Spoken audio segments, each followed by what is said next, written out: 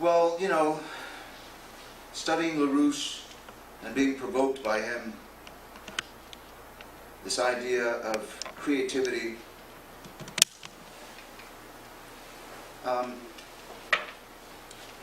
one of the reasons why we find ourselves in the shape that we are in the country today is because we lack that.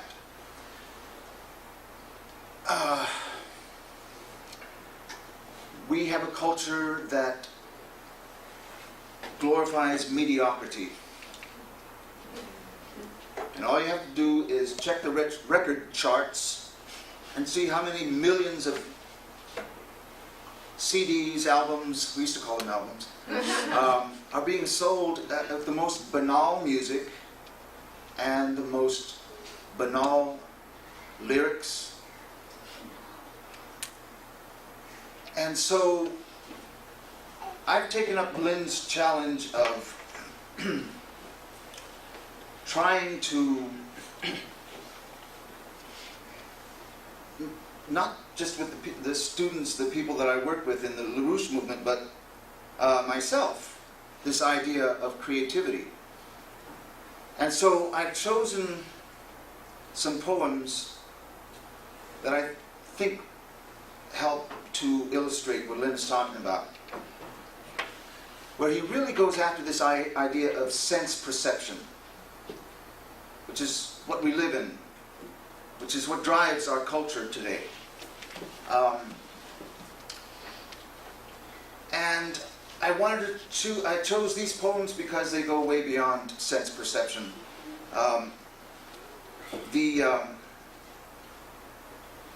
The poem on the page is finite. The poem that lives in your mind is unbounded. And so, since we all are going to die, some of us maybe tonight, I am not going to feel guilty about taking your time by presenting these poems.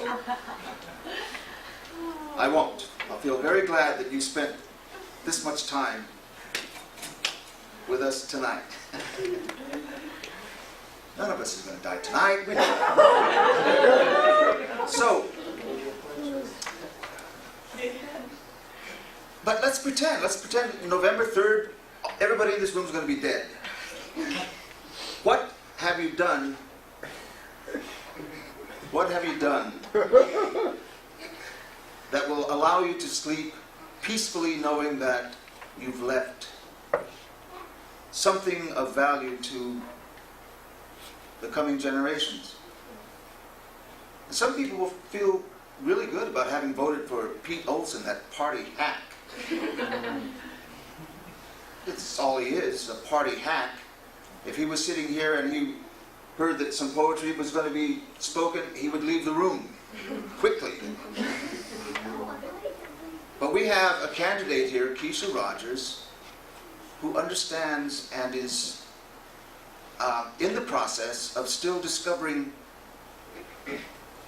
what it is to be human, and has the courage to speak what she truly, truly believes will save humanity, because she cares for her fellow human beings.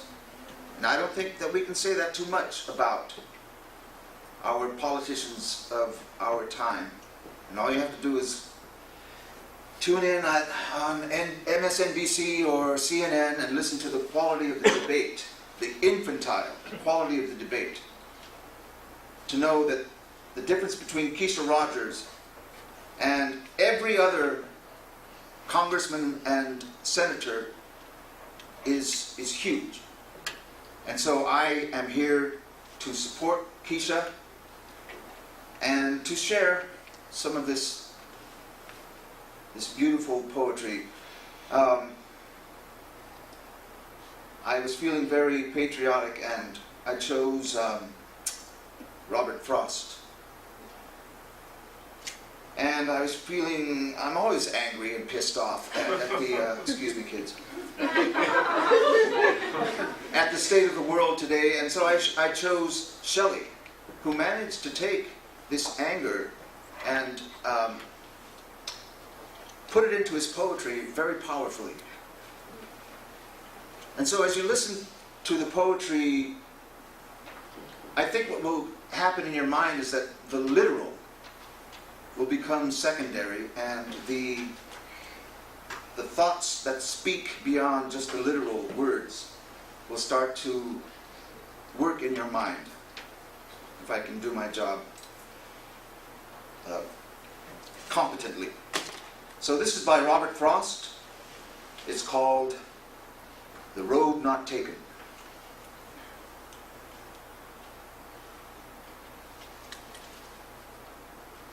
Two roads diverged in a yellow wood, and sorry I could not travel both and be one traveler. Long I stood and looked down one as far as I could, to where it bent in the undergrowth. Then took the other as just as fair, and having perhaps the better claim, because it was grassy and wanted wear. Though as for that, the passing there had warned them really about the same. And both, that morning, equally lay in leaves no step had trodden black. Oh, I kept the first for another day, yet knowing how way leads on to way, I doubted if I should ever come back.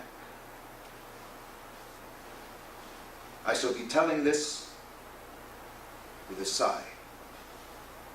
Somewhere, ages and ages hence, two roads diverged in a wood, and I took the one less traveled by, and that has made all the difference.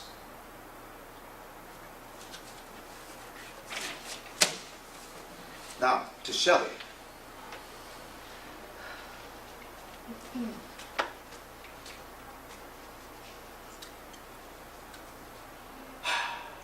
Let me take a drink because I get overwhelmed by this poetry sometimes. It gets in the way of the presentation.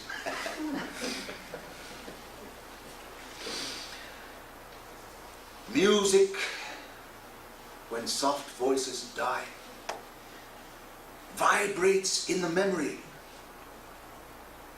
Odors, when sweet violets sicken, live within the sense they quicken. Rose leaves, when the rose is dead, are heaped for the beloved's bed. And so thy thoughts, when thou art gone, love itself shall slumber on.